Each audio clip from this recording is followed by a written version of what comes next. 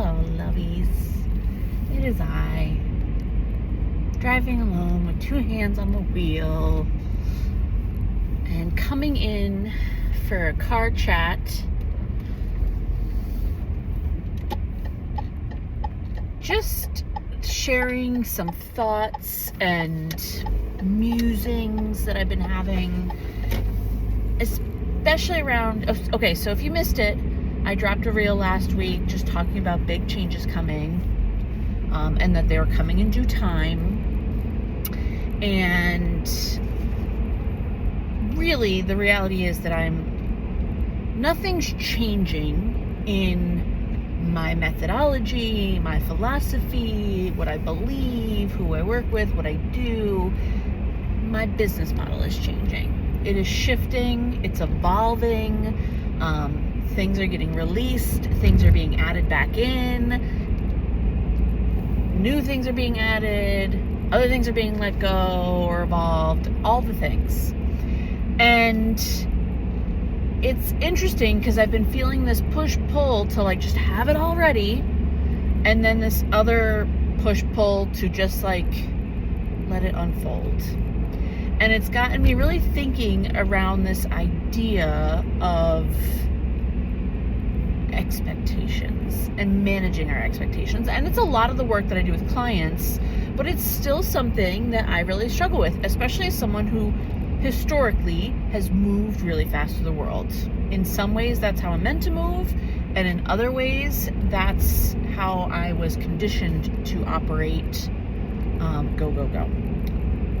So it's been really interesting to be in this season of so much going on behind the scenes and unfolding behind the scenes, and not actually sharing a lot about it publicly, because so much of my business has been built on sharing and transparency and all the things. And that's not actually changing, just the timing, my internal clock, my expectations. And as the further I get into it, and the more I can step back and look at it, the more I realize that it's all actually working and it's all happening.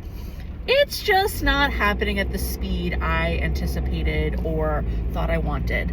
But it's actually happening at the speed that I needed. I've been saying for years that I want to slow down, that I want to be able to putter more, that I want to be able to create more art, and that if money weren't an issue in an ideal world, what would my daily life look like? And it would look like waking up, having slow mornings, puttering on my property, puttering on my latest project, creating, baking, cooking, doing things with my hands, making things. And in an effort to get there,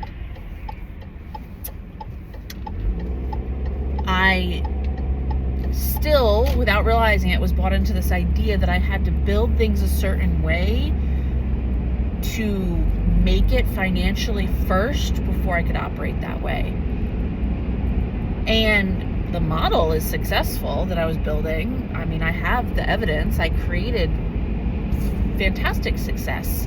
And yet something was always slightly off, and I couldn't put my finger on it, and I couldn't for a while discern if it was me self-sabotaging from fear or inadequacy feelings, imposter syndrome, or if something was really off. And it was probably a combination of both. I had to work through some stuff, and I have, and I will continue to do so. But as I released this idea or was forced to release this idea by the slower timeline that I had to get somewhere first before I could start living the way I wanted, I had the capacity in the room suddenly to start living that life daily. And this was even pre-winter break, in the fall. Now, don't get me wrong, as all of this is unfolding, as I'm working on this, as I'm releasing things, the business took a hit financially. I didn't hit numbers that I was anticipating hitting near the end of the year. And that was scary. It's still scary. And it's also really forced me to get honest with myself, to look at what it is that I really want, to live what it is that I really want. And the really, really, really beautiful part about all this is I did a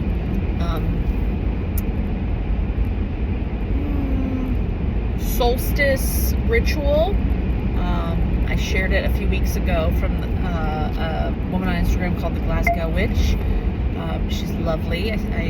Rob shared her reel with me, and it was all about setting intentions and then each night burning one without knowing which one it was, to release the control and give over the trust to winter and the universe and spirit.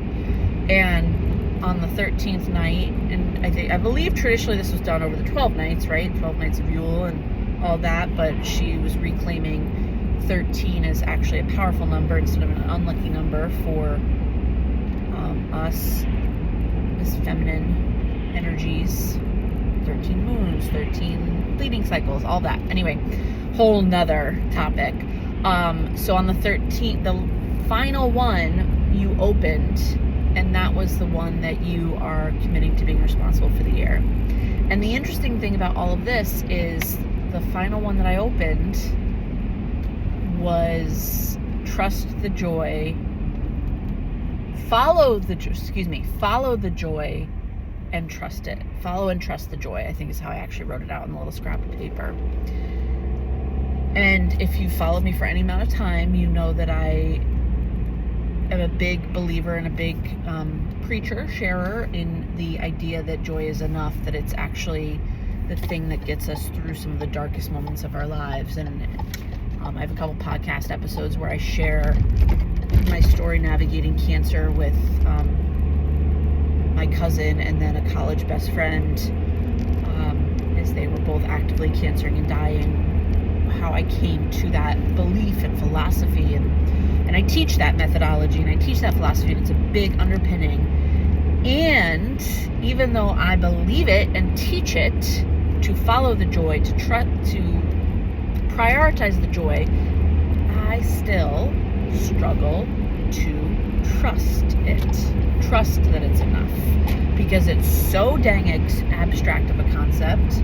It's so hard to wrap our heads around when we are in the nitty-gritty of like trying to put a plan together, scared, whatever the situation is. And so it's such a beautiful reminder for me after going through this season of shedding and releasing so much this past fall, and really just grieving and coming to terms with all of that, and realizing that I just have to trust the timing, and